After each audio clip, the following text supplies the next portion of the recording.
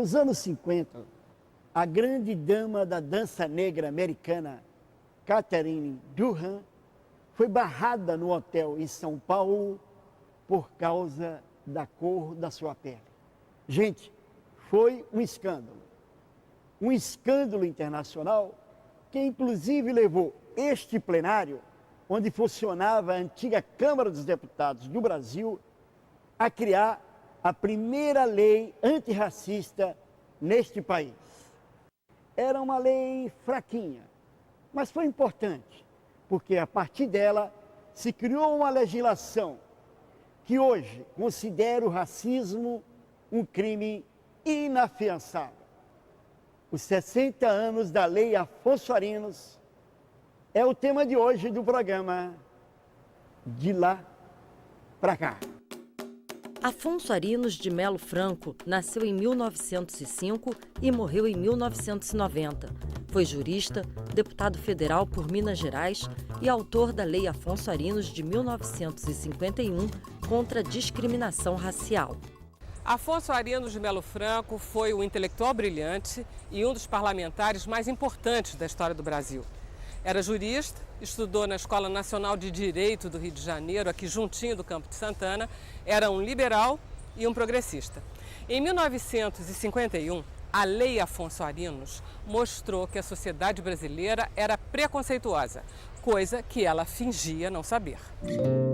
A Lei Afonso Arinos foi aprovada em 3 de julho de 1951. Trata-se da Lei 1390/51, que proíbe a discriminação racial no Brasil, caracterizando como contravenção penal qualquer prática de preconceito de raça e cor da pele.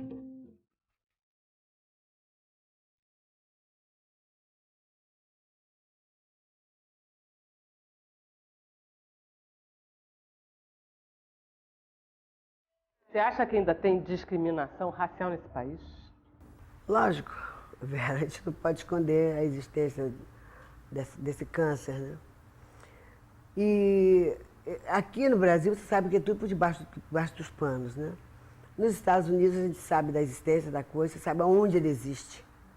Aqui você não sabe onde ele está, onde ele está enfiado, em que lugar que ele está. Você acha que existe a necessidade de ter uma lei que puna as pessoas que discriminam e que exercitem o preconceito?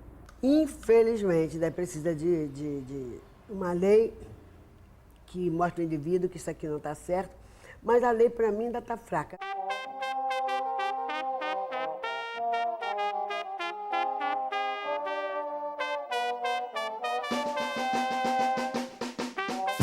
Vânia, 60 anos depois da Lei Afonso Arinos, de um modo geral, qual é o balanço dessa lei, ou mesmo da legislação que se seguiu a Lei Afonso Arinos? Nós avançamos nesses 60 anos. Nós avançamos, sobretudo, em fazer com que a sociedade brasileira tivesse que reconhecer que as pessoas afrodescendentes no Brasil são vítimas de preconceito, de discriminação e de racismo. Que a cor da pele e a sua origem, o fato de terem sido escravos no Brasil, conta negativamente para essa população. Então, o debate sobre a discriminação racial, a gente avançou. Existe ainda na sociedade brasileira um grande apreço à ideia de democracia racial. O Brasil será mais democrático do ponto de vista racial quanto mais houver grupos de pessoas negras ocupando todos os estratos sociais, fazendo tudo aquilo que não é permitido, lhe é necessário à realização humana. Então, esse é o nosso mérito 60 anos depois, né? É um caso de uma interdição a uma pessoa estrangeira, uma mulher vinda de fora, que proporciona um debate mais amplo daquilo que grupos antes da lei já apontavam. Então, nós não podemos dizer que 60 anos depois nós não avançamos em nada. Nós avançamos no sentido de fazer com que 51% da população brasileira tivesse sido respeitada naquilo que é o seu passado. Em 1951, a bailarina norte-americana Catherine Durham foi impedida de se hospedar no Hotel Esplanada, em São Paulo, por ser negra.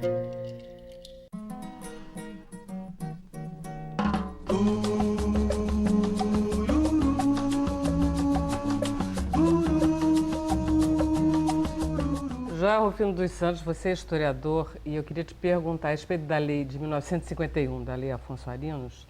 Não existia racismo no Brasil antes? Por que de repente tem uma lei?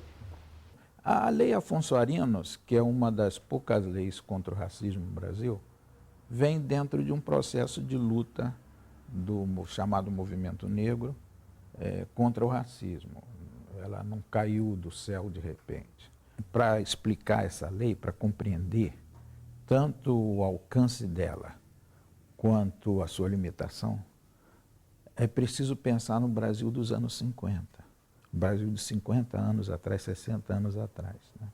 Nós estávamos, então, entrando numa outra fase histórica, tanto do ponto de vista econômico, quanto do ponto de vista das classes sociais, quanto de ponto de vista de consolidação do Estado, de saída de um regime autoritário que foi o Estado Novo para uma experiência democrática.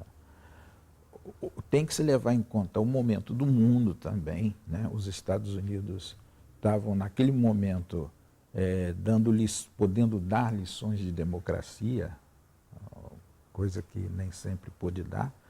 E, enfim, todo esse quadro explica a Lei Afonso Arinos.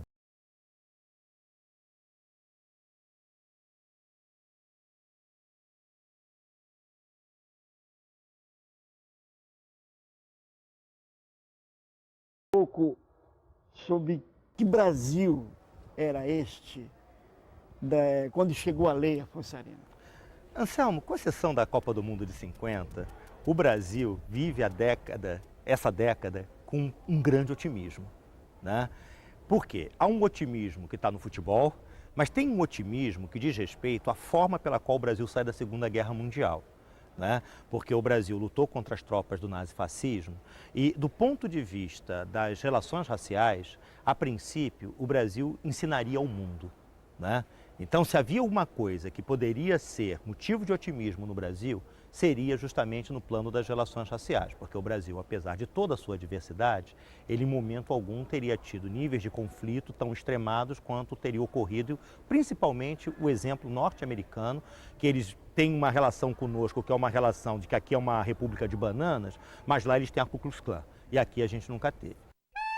A Sociedade Secreta e Racista Ku Klux Klan foi fundada em 1866 no Tennessee, Estados Unidos. Seu objetivo era impedir a integração social dos negros recém-libertados. Seus integrantes usavam capuz branco e roupão para esconder a identidade e aterrorizar suas vítimas. Ao contrário do que ocorreu, por exemplo, nos Estados Unidos, nós não tivemos caso de apartheid, por exemplo, em escolas, pelo menos do ponto de vista legal, né? Em escolas, em bairros, nós não tivemos grupos radicais tipo os americanos, o Ku Klux Klan, enfim. Faça um pouco dessa comparação para mim. Nós não tivemos essa legislação formal, mas nós tivemos uma parcela substantiva da população dizendo que você não pode entrar em determinados lugares. Eu já não sei mais o que é mais eficiente, se é o papel ou se é o poder vigilante das pessoas dizendo aqui você não entra, Anselmo. Isso nós tivemos. Você acha, por exemplo, que você, ao longo da tua vida, você enfrentou situações de ser discriminada racialmente? Já. Em São Paulo... Sendo uma cantora de sucesso? Sendo uma cantora de sucesso. Só que eles não sabiam quem eu era. Cheguei num hotel em São Paulo e já tinha feito até a reserva antes. Quando eu cheguei em São Paulo, aí disseram, mas não tem reserva. Falei, peraí, não tem reserva para quem? Aí, sabe aquele contratempo, que é meio sem graça, né? Aí veio um rapaz e disse, mas quem fez a sua reserva? Eu disse, a reserva foi feita desde ontem. Mas que o nome de quem? Elza Soares. Aí ele entrou, foi lá para dentro, ficou meio sem graça, voltou. Ah, que a menina que fez foi o seu cedo, mas sua reserva está aqui. Eu digo, mas nunca mais, meu bem. Nunca mais fui nesse hotel. Eu senti que existiu ali um preconceito bem grande, né? E eu já passei por outras ocasiões também. Artigo 1º. constitui contravenção penal punida nos termos desta lei a recusa por parte de estabelecimento comercial ou de ensino de qualquer natureza de hospedar, servir, atender ou receber cliente, comprador ou aluno por preconceito de raça ou de cor. Quando ocorreu a discriminação sobre a bailarina norte-americana naquele hotel, o que vai acontecer? Vai acontecer como se eu estivesse jogando xadrez e eu tivesse colocado uma torre na casa do rei, dando um cheque nesse otimismo, dizendo, mas aí, cara, esse país é um país sem discriminação e uma atriz norte-americana, tal como aqui no Mississippi, vai aí para o Rio de Janeiro e também não pode entrar no hotel. Então ali você vai ter um momento em que essa lei ela vai procurar dar uma satisfação, né? Mas ao mesmo tempo ela dá uma satisfação, mas dessa forma ambígua que eu tenho procurado conversar aqui contigo. Em que sentido essa forma ambígua? Porque reconhece que é um delito, reconhece que pode haver o problema, mas ele aqui, por definição, é como se tivesse escrito nas pedras. Por definição, jamais será tão intensivo e grave quanto será nos Estados Unidos. A comparação com os Estados Unidos é sempre uma comparação difícil de ser realizada. Nós temos uma outra história. Nós somos mais miscigenados que ele. Olha só, para começar, nós somos maioria. Então, Anselmo, não dá para comparar. Aqui tinha que ser muito melhor. Sabe, lá eles são minoria, sempre foram minoria, aqui nós sempre fomos maioria. A pergunta é, como é que você consegue manter uma maioria durante tanto tempo em situação tão subordinada? Só isso já faria com que nós disséssemos assim, a comparação não é uma comparação adequada.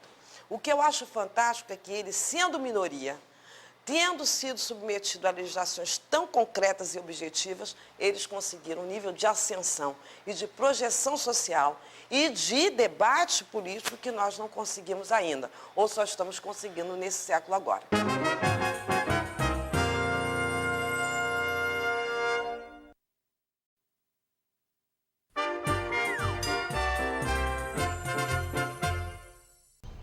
A gente está falando da Lei Afonso Arinos, mas a gente não devia esquecer do movimento negro, porque esse começou lá atrás, né? Exatamente, né? Dessa época é a fundação do jornal Quilombo, pelo Abdias do Nascimento. Exatamente, em 48. Isso. E também, esse caso da Lei Afonso Arinos escancarou muito a questão da bailarina americana que foi barrada, bailarina negra americana que foi barrada no hotel em São Paulo. Mas aqui, antes disso, aqui mesmo no Rio, no Hotel Glória, o Hotel Glória barrou um grupo de artistas brasileiros, inclusive a nossa queridíssima Ruth de Souza, no baile dos artistas, né? Ou seja, a lei veio escancarar, veio destampar uma grande questão. Ela mostra que tem problema. Exatamente.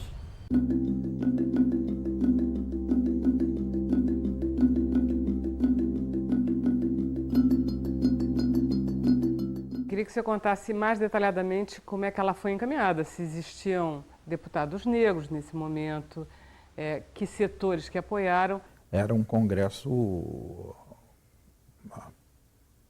de um modo geral, avançado, né? Porque tínhamos saído da ditadura e todos os partidos, ou quase todos os partidos, puderam apresentar seus candidatos e tinham representação no Congresso.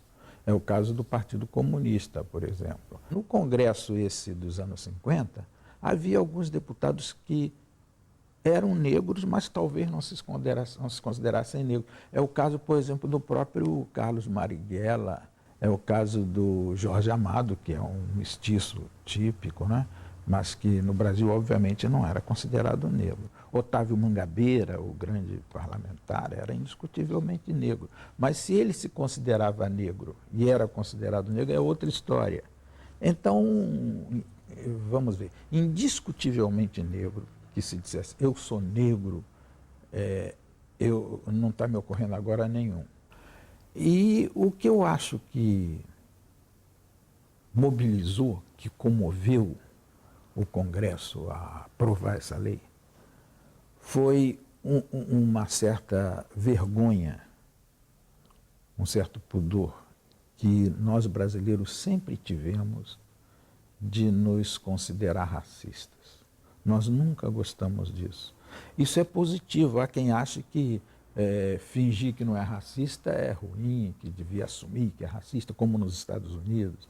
Eu acho que não. Por um lado, é bom que o país tenha vergonha de ser racista. A Lei Afonso Arinos é produto dessa vergonha, porque eficácia prática ela nunca teve nenhuma. Eu já passei por outras ocasiões também, quando eu comecei a cantar. Eu tenho um disco que tem o título de Bossa Negra. Quem deu esse título de Bossa Negra foi o Ronaldo Boscoli. E eu ficava assim, no Copacabana Palace, para ver se eu era bem servida.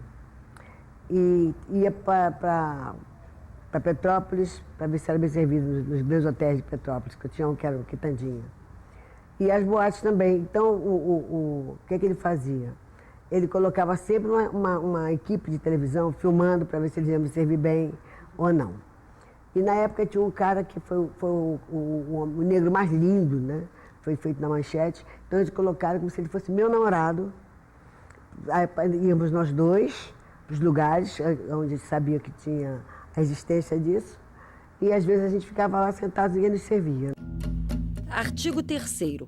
Recusar a venda de mercadorias em lojas de qualquer gênero ou atender clientes em restaurantes, bares, confeitarias e locais semelhantes, abertos ao público, onde se sirvam alimentos, bebidas, refrigerantes e guloseimas por preconceito de raça ou de cor. Pena, prisão simples de 15 dias a 3 meses ou multa. Então repara que a Lei Afonso Arinos ela tem uma sociologia embutida dentro dela. Ela, por um lado, reconhece que essa prática é uma prática que é nociva, né? Então, portanto, não obedeceria ao padrão cultural brasileiro de compreensão do problema da desigualdade, da discriminação.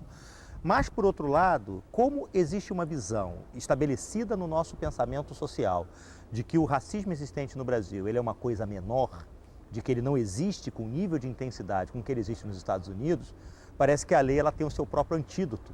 Então ela não classifica o racismo como crime, mas classifica como uma contravenção. Então essa lei ela acaba trazendo consigo uma contradição nela mesma.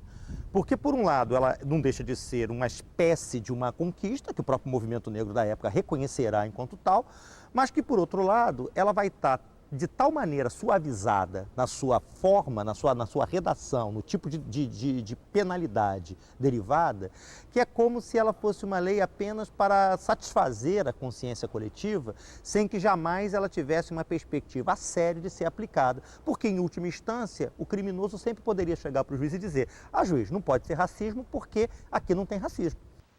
Hoje a gente tem um pouco a mania de achar que a Lei Afonso Arinos, ela visa o racismo contra o negro. Ela é mais ampla do que isso, não? É mais ampla. Quando ela enfoca o racismo antinegro, ela indiretamente está contribuindo para a verdadeira democracia racial. O que acontece também com a lei atual, a lei chamada Lei Caó. Ela visa primordialmente o racismo antinegro, mas dá à sociedade brasileira um instrumento para lutar para condenar outras formas de racismo. Quer dizer, amplia a democracia brasileira. Em 1985, foi sancionada a Lei nº 7.437, conhecida como Lei Caó, do deputado Carlos Alberto Oliveira Caó. A Lei Caó dá nova redação à Lei Afonso Arinos, incluindo entre as contravenções penais a prática de atos resultantes de preconceito de raça, cor, de sexo e estado civil. Aqui tem preconceito contra gay, entendeu? Não tem tanto tempo que eles andavam matando os gays, entendeu? Preconceito de raça, então, nem se fala, que a gente sabe disso. Mas nada melhor que neste país com uma nota de $100 para comprar, que é triste, né? E religião, entendeu? Então a gente sabe que existe preconceito. Essa lei, as duas, tanto a Afonso Arinos como a Caó, são instrumentos de luta contra o racismo em geral. Então se beneficia ou foca o negro, que é o principal objeto desse racismo, ajuda no combate aos outros. É por isso que essa lei acabou tendo, na sua longa duração, ela, se num primeiro momento é interpretada como uma conquista, num segundo, terceiro e quarto momento, até chegar na Constituição de 88, ela já passa a ser interpretada já como uma coisa muito limitada. Limitada por interpretar o racismo, que deveria ser um crime barra pesada, que é, como apenas uma contravenção. E limitada no seu aspecto prático, quer dizer, a sua implementação começou-se a se fazer pesquisas que vão mostrar que praticamente ninguém está sendo punido por essa lei. Então, de novo, é uma lei que aplaca antes as consciências do que propriamente tem o objetivo de normatizar relações, até porque o pensamento dominante diz não há nada a ser normatizado, porque aqui simplesmente o problema não há. A Constituição Brasileira de 1988, de acordo com o artigo 5º, inciso 42, criminalizou a discriminação racial. Tal procedimento passou a ser crime inafiançável e imprescritível, sujeitando os responsáveis à pena de reclusão.